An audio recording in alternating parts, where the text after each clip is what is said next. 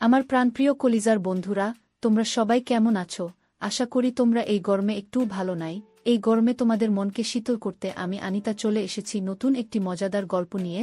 আজকের গল্পটি শুনলে তোমাদের পাইপ দিয়ে ঝরনার মতো জল বের হবে। তাই গল্পটি শোনার আগে অবশ্যই হেডফোন ব্যবহার করো। আর হ্যাঁ, আগামীকাল আমি আমার ইমো নাম্বারটি তোমাদেরকে দিব। তোমরা সবাই আমার সাথে ভিডিও কলে কথা বলতে পারবে। আর আমার ইমো নাম্বারটি শুধুমাত্র তারাই পাবে যারা আমার চ্যানেলটিকে সাবস্ক্রাইব করে পাশে থাকবে। আমার বাচ্চা না হওয়ায় আমার শ্বশুর শাশুড়ি আমাকে অনেক বাজে বাজে কথা বলতো। এরপর আমি একদিন আমার জামাইকে নিয়ে ডাক্তারের কাছে গেলাম। ডাক্তার সাহেব আমার জামাইকে পরীক্ষা নিরীক্ষা করে বলল, দেখুন, আপনার জামাইয়ের সমস্যা আছে, কিন্তু আপনার কোনো সমস্যা নেই। আপনার যদি সন্তানের প্রয়োজন হয় তাহলে আপনাকে একটি কাজ করতে হবে। যদি কাজটি ভালোভাবে করতে পারেন তাহলে আপনার বাচ্চা হবে। আমি বললাম, কি কাজ ডাক্তার সাহেব? তখন ডাক্তার সাহেব আমাকে বলল, একদিন তোমাকে আমার সাথে একটি জায়গায় যেতে হবে, তাহলে তোমার বাচ্চা হবে। তারপর আমি ডাক্তার সাহেবের কথা বিশ্বাস করে সেখানে গেলাম। যাওয়ার পর ডাক্তার সাহেব আমাকে যা করল তা শেষ পর্যন্ত শুনলে আমি গ্যারান্টি দিয়ে বলতে পারি তোমাদের পানি চলে আসবে, নিজেকে কন্ট্রোল করতে পারবে না। তাহলে বন্ধুরা, আর কথা না বাড়িয়ে চলুন গল্পটি শুরু করি। তবে গল্পটি শুরু করার আগে তোমাদের কাছে আমার বিশেষ অনুরোধ, তোমরা অবশ্যই আমার সামিয়া ব্লগ চ্যানেলটি সাবস্ক্রাইব করে পাশে থাকা বেল বাটনটি অন করে রাখবে, কারণ তোমাদের জন্য রাত জেগে অনেক কষ্ট করে আমি ভিডিও তৈরি করি।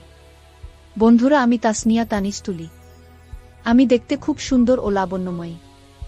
দেখতে খুব সুন্দর হওয়ায় আমি যখন ক্লাস 7-এ পড়ি তখন বখাটে ছেলেরা আমাকে খুব বিরক্ত করত।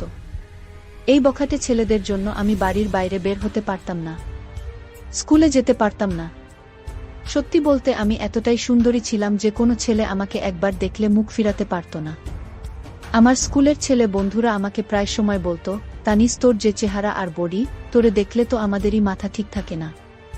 মনে হচ্ছে তুই অনেক পাওয়ারফুলও বটে। যে ছেলে তোকে বিয়ে করবে সে নিশ্চয় খুবই ভাগ্যবান হবে। আমার এক খুব কাছের ছেলে বন্ধু আমাকে বলতো, সত্যি তোকে যে বিয়ে করবে সে স্বর্গীয় হবে। তোকে দেখতে যে সুন্দর লাগে, এনজয় করতে পারলেন না জানি কত ভালো লাগবে। আমি তখন তাকে বলতাম, এই দুষ্টু, এবার তোর দুষ্টামি বন্ধ করবি। কি আর বল বন্ধুরা, ছোটবেলা থেকেই আমার এমন সৌন্দর্য দেখে মাঝে মাঝে আমার ৬২ বছরের দাদাও আমাকে কুপ্রস্তাব দিয়ে বসত। আমি যখন ক্লাস 9-এ পড়ি তখন আমার মা বাবা আমার বখাটে ছেলেদের উত্ত্যক্ত দেখে আমাদের এলাকার এক চেয়ারম্যানের ছেলের কাছে আমাকে বিয়ে দিয়ে দিল। বিয়ের প্রথম রাতে আমি খুব ভয় পাচ্ছিলাম, কারণ আমার চেয়ে 10 বছরের বড় ছিল আমার স্বামী। তার সাথে আমার কিভাবে কি হবে, আর আমি কিভাবে তার সাথে ম্যাচ হব? তাছাড়া জীবনে প্রথম, আমার আগে কখনো এমন অবস্থায় পড়েনি, তাই তাকে দেখে আমার খুব ভয় হচ্ছিল। এ বিষয়ে এর আগে যদি কোনো অভিজ্ঞতা তাহলে হয়তো এতটা ভয় পেতাম না। অনেক ইচ্ছা ছিল এমন কিছু করার, কিন্তু বাবার কারণে সাহস হয়নি। বাবা যদি কোনোভাবে জানতে পারত তাহলে আমাকে মেরেই ফেলত। যাই হোক, বাসর ঘরে আমি বসে বসে এ ব্যাপারে চিন্তা করছি, আর মাঝে মাঝে ভাবছি যে আমার থেকে সে 10 বছরের বড়, তার সাথে আমি কুলিয়ে উঠতে পারবো কিনা। এ বিষয় নিয়ে চিন্তা ভাবতে করতে করতে হঠাৎ দেখি কে যেন আমার ঘরের দরজা খুলল। চোখ মেলে চেয়ে দেখি আমার স্বামী পুরো বাসর ঘরের প্রস্তুতি নিয়ে আসছে। আমার স্বামী দেখতে খুবই সুন্দর ও হ্যান্ডসাম, একেবারে জামাইয়ের সাজে এসেছিল। তাকে দেখে সেদিন আমার খুব ভালো লেগেছিল। সে রুমে এসে দাঁড়াতে আমি তার পায়ে ধরে সালাম করলাম। তারপর তিনি আমাকে তুলে বিছানায় বসিয়ে দিল। খুব ভাল লাগার মতো একটি পরিবেশ ছিল তখন। চারদিকে গাঁদা ফুলের ঘ্রাণ। জীবনে প্রথম এমন পরিবেশে আমার অনেক ভালো লাগছিল।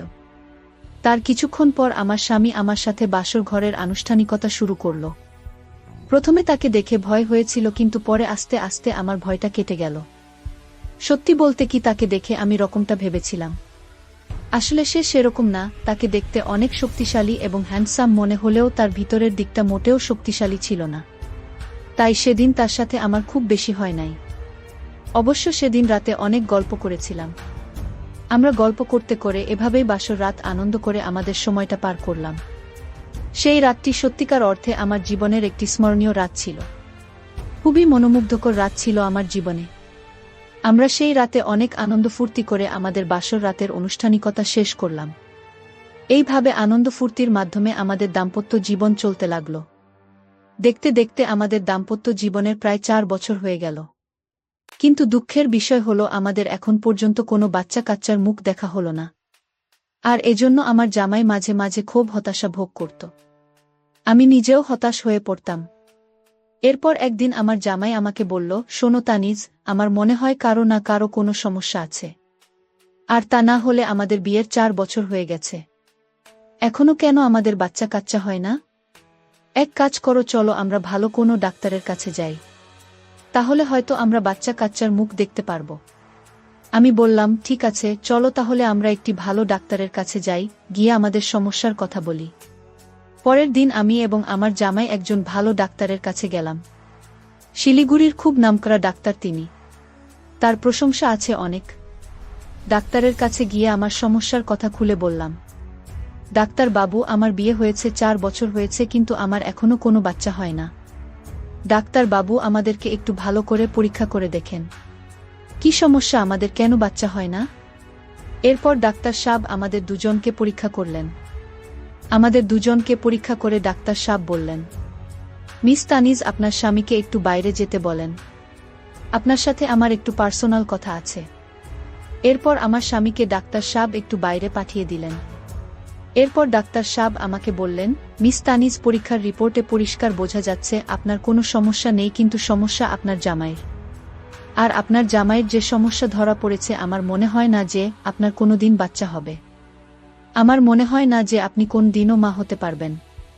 তবে একটি কথা, আপনার যদি সন্তানের খুবই প্রয়োজন হয়, তাহলে আপনাকে একটি কাজ করতে পারেন। যদি কাজটি করতে পারেন তাহলে নিশ্চয়ই বাচ্চা আপনি আশা করতে পারেন। তবে কাজটি খুবই গোপনীয়। এই কাজটি করার পর আপনি আপনার জামাই সহ কাউকে কোনোদিনও বলতে পারবেন না। যদি বলেন তাহলে বাচ্চা হবে না। আমি বললাম, কি কাজ ডাক্তার সাহেব? তখন ডাক্তারবাবু আমাকে বলল, তোমাকে আমার সাথে একদিন একটি জায়গায় যেতে হবে, সেখানে গিয়ে তোমাকে একটি কাজ করতে হবে। আর সেই কাজটি তুমি সফলভাবে করতে পারো তাহলে তোমার বাচ্চা হবে। এভাবে আরও অনেক মহিলাদেরকে বাচ্চা দিয়েছে। আর তুমি যদি চাও তাহলে কেবল সম্ভব। আর মনে রাখবে, এটা খুবই গোপনীয়, এটা কারো কাছে শেয়ার করা যাবে না। শেয়ার করলে তোমারই ক্ষতি হবে। প্রস্তাবটি তুমি ভেবে আগামীকালকে আমাকে জানাবে। তুমি জানানোর পরেই আমি চিকিৎসার জন্য প্রস্তুতি নেব। আমি বললাম, ঠিক আছে ডাক্তার সাহেব, আমি আগামীকালকে আপনাকে জানাব। আর আপনি এখন একটি কাজ করেন, কিছু ওষুধ লিখে দেন, যাতে আমার জামাইকে আমি বুঝতে পারি। তারপর ডাক্তার সাহেব আমাকে কিছু ওষুধ লিখে দিলেন। আমরা ওষুধ খাওয়া শুরু করলাম। পরের দিন যখন আমার স্বামী কাজে চলে যায়, তখন আমি ডাক্তার সাহেবের কাছে গেলাম আর গিয়ে বললাম, ডাক্তার সাহেব, এবার বলুন আমাকে কি কাজ করতে হবে। এখন আমি একা এসেছি। তারপর ডাক্তার সাহেব আমাকে বলল, তোমার জামাইয়ের যে সমস্যা, তোমার জামাইয়ের দ্বারা মনে হয় না তুমি কোনো দিন বাচ্চার মা হতে পারবে। তুমি যদি বাচ্চার মা হতে চাও, তাহলে তোমাকে আমার সাথে বেশ কিছুক্ষণ সময় দিতে হবে, যেখানে আমি তোমার সাথে কিছুক্ষণ সময় এনজয় করব। তখন তুমি সাথে সাথেই বুঝতে পারবে তুমি মা হতে পারবে কি না। আর এই পদ্ধতিতে আমি অনেক মহিলাকে বাচ্চা দিয়েছি। তুমি যদি আমার কথায় রাজি থাকো, তাহলে তুমি আগামীকালকে আমার জয়রা বাংলো বাড়িতে চলে আসবে। তোমাকে আমি অনেক আপন মনে করে কথাগুলো বলেছি। আর এই নাও আমার মোবাইল নাম্বার। আসার আগে আমাকে একটি ফোন দিয়ে আসবে, ঠিক আছে? এখন তাহলে তুমি আসো। ডাক্তার সাহেবের কথাগুলো শুনে আমার মনে হলো যেন মাথায় আকাশ ভেঙে পড়ল। তখন কি করব কিছুই বুঝতে পারছিলাম না। আর এদিকে আমার বাচ্চা না হওয়ার ফলে আমার শ্বশুর শাশুড়ি থেকে শুরু করে আমার জামাইও আমার প্রতি খারাপ ধারণা হয়ে গেছে। আমার স্বামী কখন যেন কি করে বসে। আমি কি করব কিছুই বুঝতেছিলাম না, তাই খুব চিন্তায় পড়ে গেলাম। এখন আমার যে একটি বাচ্চার খুবই দরকার, তাহলে সবাই খুশি। তারপর ডাক্তার সাহেবের কথা শুনে আমি আস্তে আস্তে বাড়িতে চলে আসলাম। মনে মনে অনেক চিন্তা করতে লাগলাম, তাহলে কি আমি ডাক্তার সাহেবের প্রস্তাবে রাজি হয়ে যাব? যদি রাজি হয়ে যাই তাহলে তো আর কেউ দেখবে না, আর আমি তো মা হতে পারবো। মা হওয়ার লোভে আমি ডাক্তার সাহেবের প্রস্তাবে রাজি হয়ে গেলাম। মোবাইলটা হাতে নিয়ে ডাক্তার সাহেবকে ফোন দিয়ে বললাম, ডাক্তার সাহেব, আমি তানিজ, আমি আপনার প্রস্তাবে রাজি। এখন বলুন আমাকে কোথায় আসতে হবে? ডাক্তার সাহেব বললা, রাজি হওয়ার জন্য তোমাকে অনেক অনেক ধন্যবাদ। আসলে আমি তোমাকে একটি সন্তান দেওয়ার জন্য অনেক চেষ্টা করব। তাহলে তুমি আমার বাংলোতে চলে আসো। আমি তোমার জন্য গাড়ি পাঠিয়ে দিচ্ছি। তারপর ডাক্তার সাহেব আমার জন্য একটি গাড়ি পাঠিয়ে দিলেন। আমাকে নিয়ে চলে গেলেন তার জয়রা বাংলো বাড়িতে। আমি ডাক্তার সাহেবের বাংলো বাড়িতে গিয়ে নিজের চোখে বিশ্বাস করতে পারছিলাম না। এত সুন্দর বাংলোর রুমটা, এত সুন্দর করে সাজিয়ে রেখেছে, মনে হচ্ছে যেন স্বর্গীয় কোনো সুখ এখানে আছে। ডাক্তার সাহেব আমাকে তার একটি গোপন কক্ষে নিয়ে গেলেন। বন্ধুরা, ভিডিও মাঝখানে একটা কথা বলতে চাই। আমি তোমাদের আনন্দ দেওয়ার জন্য খুব কষ্ট করে ভিডিও বানাই, তাই তোমাদের কাছে অনুরোধ থাকবে অবশ্যই এই ভিডিওটি দেখে একটি লাইক করবে এবং সামিয়া ব্লগ চ্যানেলটি সাবস্ক্রাইব করে পাশে থাকবে। ও মা, সেখানে গিয়ে দেখি এত সুন্দর সুন্দর জিনিস, এত সুন্দর সুন্দর আসবাবপত্র, এত সুন্দর সাজিয়ে রেখেছেন। সেখানে গিয়ে আমার মনটা ভরে গেল, আর রুমের ভিতরে এত সুন্দর দেশি ফুলের ঘ্রাণ। কিছুক্ষণের মধ্যেই মনটা যেন আনন্দে ভরে গেল। আমার আনন্দে উদ্বেলিত অবস্থা দেখে ডাক্তার সাহেব আমাকে বলল, চলো তাহলে আমরা আমাদের কাজ শুরু করি।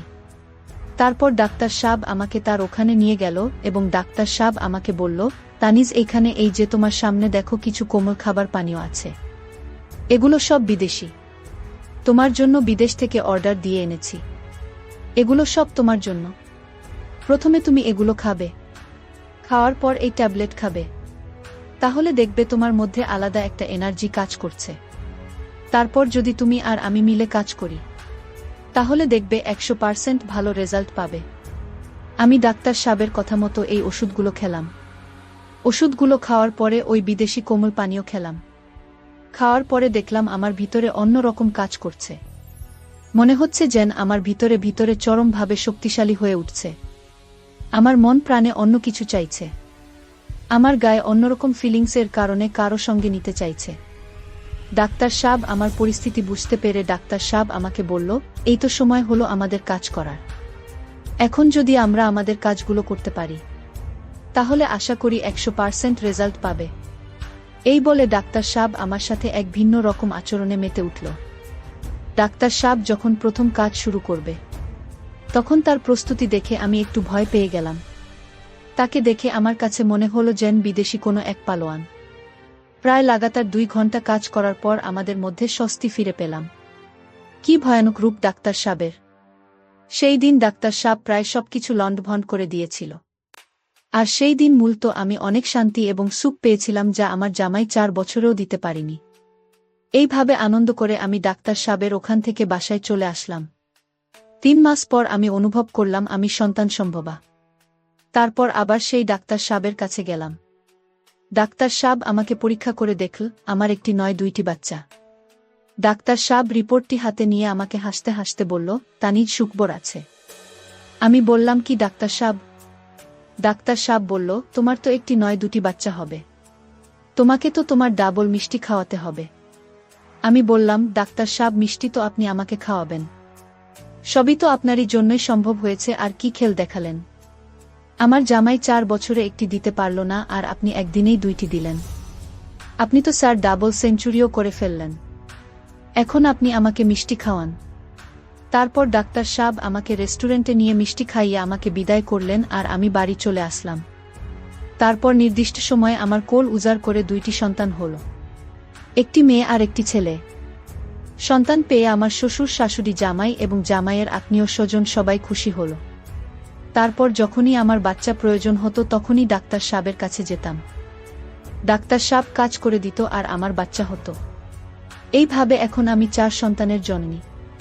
ছেলে, মেয়ে, শ্বশুর, শাশুড়ি এবং জামাই সহ এখন আমাদের খুব সুখী পরিবার। বন্ধুরা, তোমরা সকলে আমার জন্য একটু দোয়া করবে। হয়তো আমার জীবনে অতীতে একটি ভুল হয়েছে, আর এই ভুলের জন্য হয়তো আমার জামাই এবং জামাইয়ের পরিবারের লোকেরা দায়ী। আর তা না হলে আমার এত বড় ভুল হতো না। তাদের প্রয়োজন সন্তান, যে কারণে আমি সন্তানের জন্য এরকম ধরনের অন্যায় করতে বাধ্য হয়েছিলাম। যাই হোক বন্ধুরা, এই সকল ঘটনা কেবলমাত্র আমার মধ্যে সীমাবদ্ধ ছিল। আমার জামাইয়ের পরিবার সহ কেউই বিশেষ জানত না। পরিশেষে বন্ধুরা, আমি তোমাদেরকে বলবো, তোমরা যারা আমার মতো এরকম ধরনের সমস্যায় আছো, তারা কখনোই নিজের দোষ অন্যের উপর চাপানোর চেষ্টা করো না, তাহলে ভালোর চেয়ে খারাপ হয়ে যাবে, যেমনটি হয়েছিল আমার জীবনে। সত্য বলতে বন্ধুরা, এই দুনিয়াতে সন্তানের পিতা মা ছাড়া কেউ জানে না। বন্ধুরা, আজকের গল্পটা এখানেই শেষ করলাম। এরকম মজার মজার ভিডিও পেতে সামিয়া ব্লগ চ্যানেলটি সাবস্ক্রাইব করে পাশে থাকা বেল বাটনটি অন করে রাখবে। বন্ধুরা, আমি আসবি অনেক কষ্ট করে তোমাদের জন্য ভিডিও বানাই। আর পরবর্তী গল্পে আমি আমার ইমো নাম্বার দিব এবং তোমরা সবাই আমার সাথে ভিডিও কলে কথা বলতে পারবা। শুধুমাত্র যারা আমার চ্যানেলটিকে সাবস্ক্রাইব করবে আমি তাদের সাথে ভিডিও কলে কথা বলবো।